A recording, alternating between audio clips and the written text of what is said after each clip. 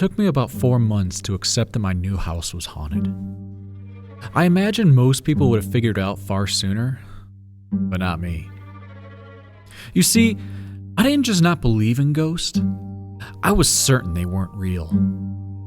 In my mind, ghosts occupy the same category as dragons and unicorns.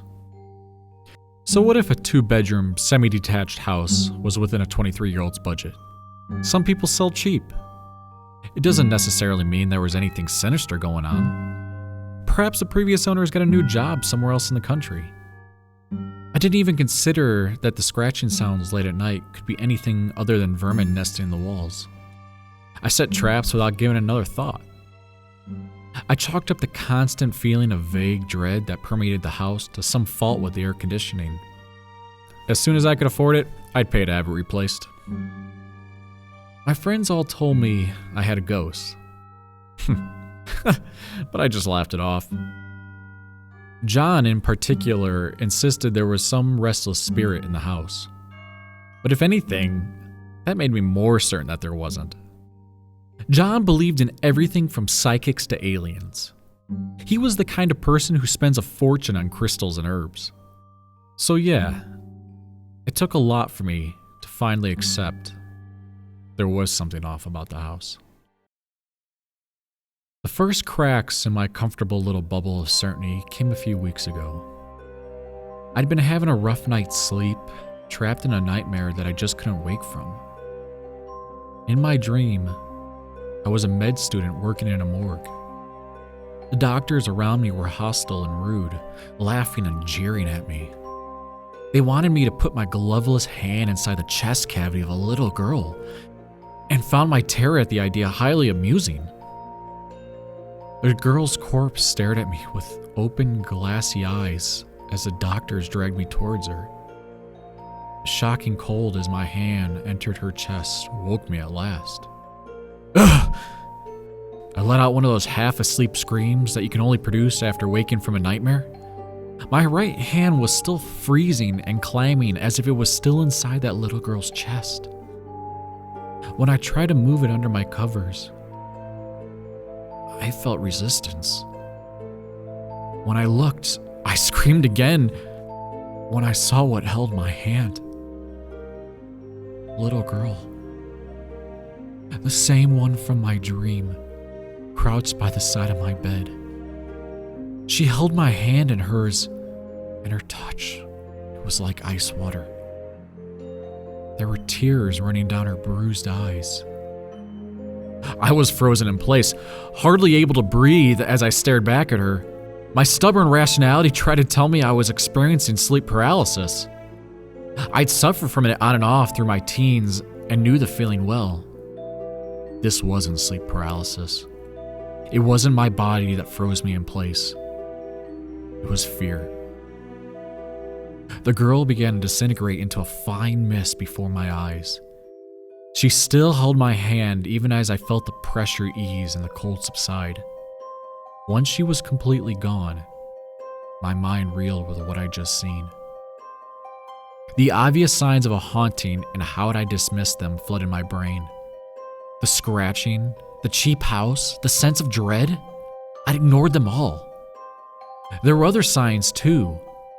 The sound of crying late at night that I chalked up to foxes or cats. Doors opening and closing that I'd assume was simply because of a draft. Things not being where I was sure I'd left them, yet I was convinced it had only been my own forgetfulness. But what did this mean? If ghosts were real, then could I expect to wake up one morning and find dragons roaming the street? Could it be that demons and angels and psychics and all the other things I'd made fun of John for believing in were real too? No. That was ridiculous. Ghosts weren't real. They couldn't be. If you open that door in your mind, the next thing you know, you'll be buying crystals from some hippie Wiccan. We live in a rational world, and there was obviously a rational explanation.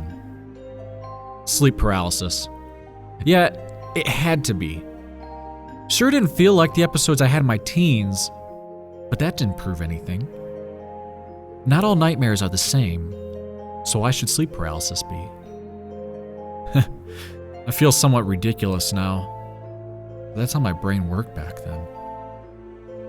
I was one of those people who steps beyond rationality and into simple denial. At the time, my denial proved strong enough to get another week of blissful ignorance. Then John came around to visit. And John just had to screw everything up. How can you still be convinced that there's no such thing as ghosts? He asked, pointing to the broken vase on the floor. We'd been watching the football and sharing a few beers at my place when a vase fell off the mantelpiece. It was a big thing. It was heavy. And the sound of it shattering made us both leap out of our skin, honestly. Something had knocked it over, but it was far too big an ornament for it to have been a breeze. Tremors, I told him. It was probably a tremor. I didn't feel anything. Well, we've been drinking, haven't we? You're being ridiculous.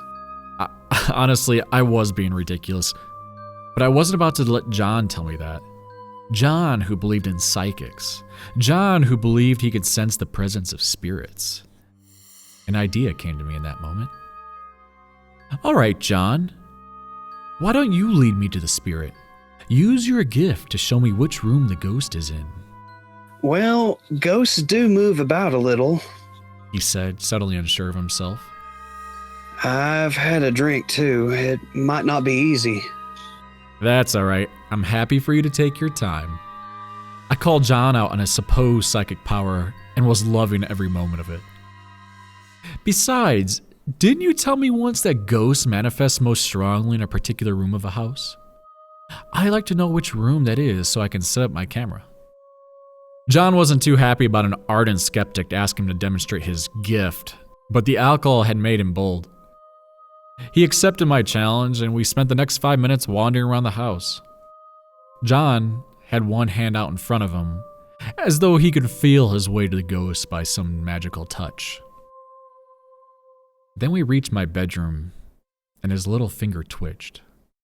Here, he said at last. The ghost is strongest in your bedroom. I think it's a little girl. My heart stopped, honestly. How could he possibly have known about what I've seen in that room? I certainly hadn't told him. Denial kicked in again, and I wrote it off as a lucky guess. All right then, I'll set up the camera and see if there's anything here.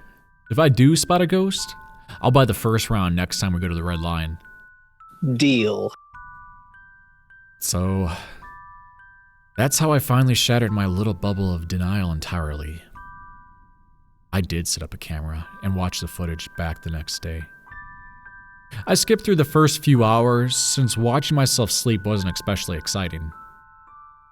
As the footage went on without a trace of a ghost, I felt a warm sense of smug satisfaction. It wasn't only when I skipped past an odd flicker that my smugness evaporated. I rewound the footage to take a better look. As I watched over again, I watched a little girl step from the shadows. She walked over to my bed and stood right beside me as I slept. My blood froze in my veins as I watched her lean over my sleeping body, her face inches away from mine, before she finally just faded into mist. Dragons? Unicorns? Angels? Demons? Psychics? Heaven, hell, crystals, and ghosts. All the things I'd written off as fantasy assaulted my brain with their sheer possibility. I had to call John. I won't go into too much detail about the phone call between me and John. I still have some scrap of pride left. Suffice to say, though, I was in hysterics as I told him what I'd seen. To his credit, John didn't rub it in as half as much as he could have. I asked him if he'd be able to get rid of the ghost for me. Sorry, pal. I've never been able to do that. Do you know anybody who can? I asked as calmly as I could. In that moment, as calmly as I could meant I choked out the words between terrified sobs. Not personally, but I had a friend who had similar problems. She found a guy who exorcises spirits for free, says he got rid of her poltergeist. She gave me his number for if I ever needed it. It should be around here somewhere. It took John around 15 minutes of rummaging through his bomb side of a house before he found the number. I didn't mind, though. The idea of sharing a house with a ghost? An actual ghost? That thought was intolerable to me. I'd take whatever help I can get. When he finally found the number, I thanked him profusely and wasted no time in calling it.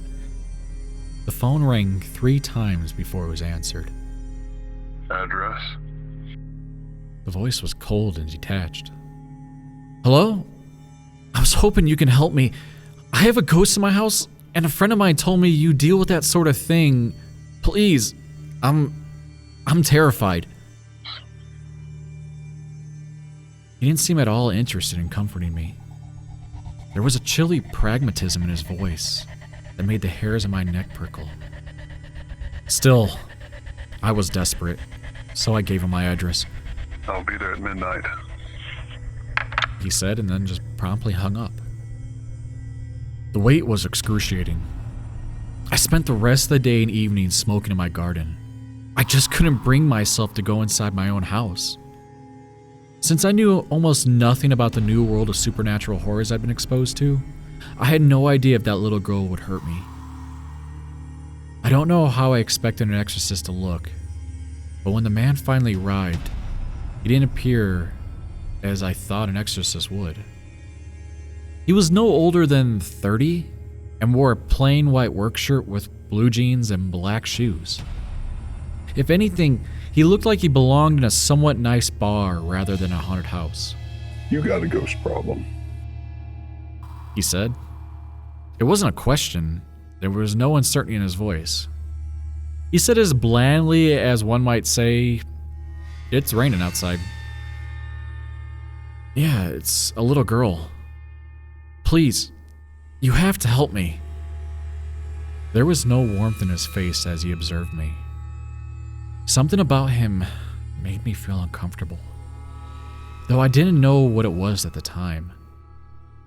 Looking back, I think it was the faint trace of contempt in his eyes. I can remove the spirit for you. Do you know where it manifests itself most strongly? Yeah, it's in my bedroom.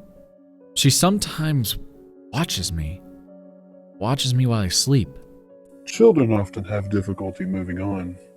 he said as though it was the most normal sentence in the world. Stay here. I won't be long. With that, he left me standing outside the house.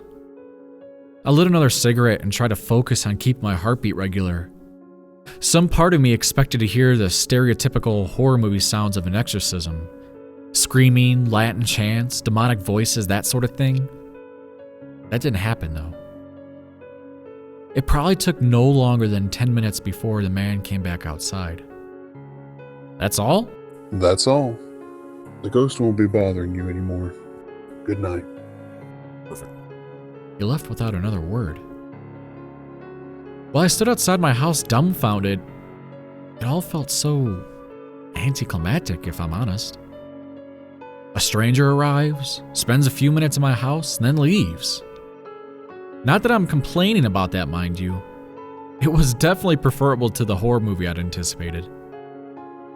When I finally worked up the courage to go back inside, the house immediately felt different.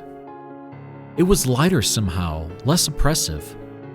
I couldn't believe how long I had endured that lingering sense of dread as I buried my head in the sand. I slept soundly that night, honestly like a baby. So, maybe I could have ended the story here. I could have just gotten on with my life after this, content with the fact that my house was no longer haunted. My damn curiosity, though, it just wouldn't let me. You see, I remember the camera I had set up in my bedroom.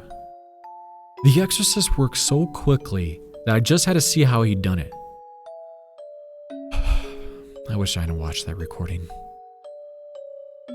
In the recording, The little girl was huddled in the corner of my bedroom with her hands over her eyes. My heart raced as I looked at her, that ghost girl who introduced me to the world of supernatural.